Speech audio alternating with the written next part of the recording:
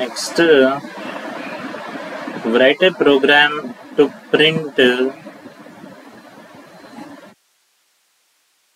integer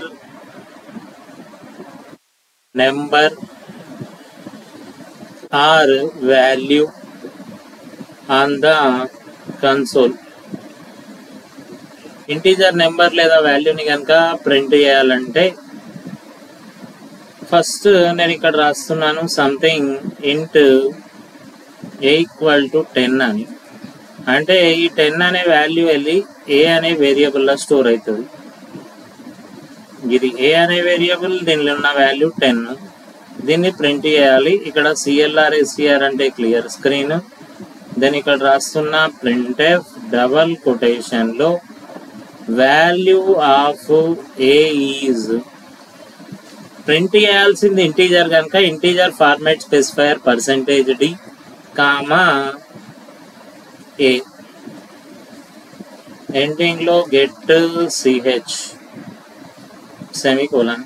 ఈ printf లో value of a is అని ఉంది. ఇక్కడ నుండి ఇక్కడ దాకా ఎటువంటి ఫార్మాట్ స్పెసిఫైయర్ లేదు కాబట్టి ఇది ఎలా ఉందో అలానే ప్రింట్ అవుతుంది. ఇక్కడ వాల్యూ ఆఫ్ ఏ ఈజ్ అనేది ప్రింట్ అవుతుంది.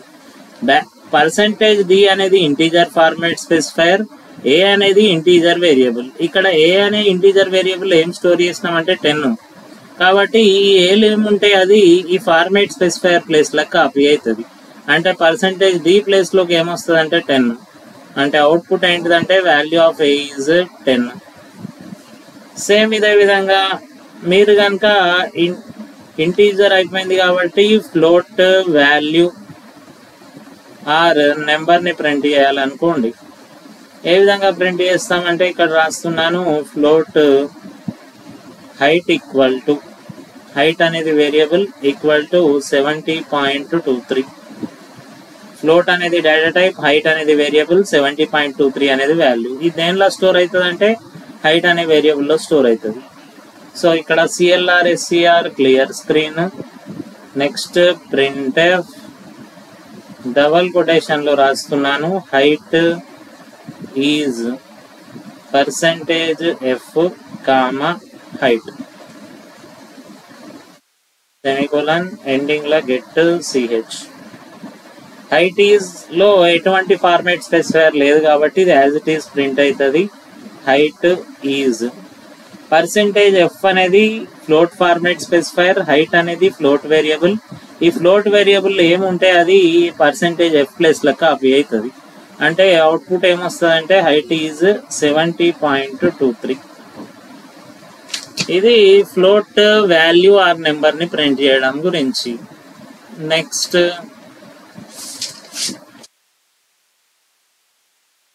మీరు కనుక నెక్స్ట్ క్యారెక్టర్ వాల్యూని లేదా సింగిల్ క్యారెక్టర్ ని ప్రింట్ చేయాలంటే ఏ విధంగా చేస్తామనేది చూద్దాం.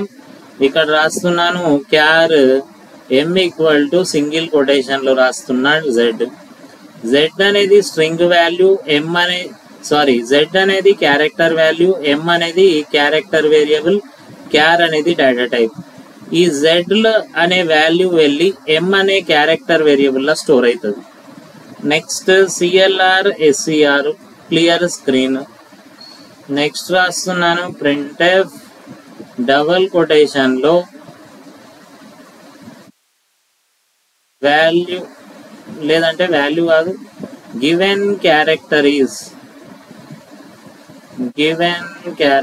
ఈజ్ మనం ప్రింట్ చేయాల్సింది క్యారెక్టర్ కనుక క్యారెక్టర్ కి format specifier %c comma character variable ఏంటిది m, దెన్ ఎండింగ్ లో గెట్ సిహెచ్.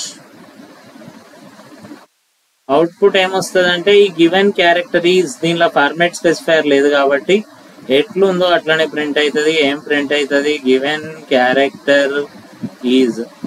%c అనేది క్యారెక్టర్ వేరియబుల్, m అనేది %c అనేది క్యారెక్టర్ ఫార్మాట్ స్పెసిఫైయర్, m అనేది క్యారెక్టర్ వేరియబుల్. m లో ఏముంటుంది? %c ప్లస్ లెక్క కాపీ అవుతుంది. Nothing but given character is. m లో ఏముంది? z.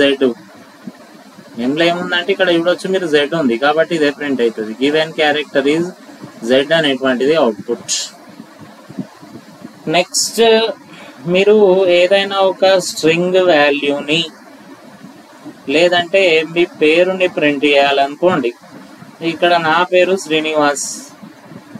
ప్రింట్ చేయాలంటే ఏ విధంగా చేస్తామంటే ఇక్కడ రాస్తున్నాను char name open close square బ్రాకెట్లో రాస్తున్నా 40 ఈక్వల్ టు డబల్ కొటేషన్లో రాస్తున్నా శ్రీనివాస్, దెన్ సెమీకోలన్.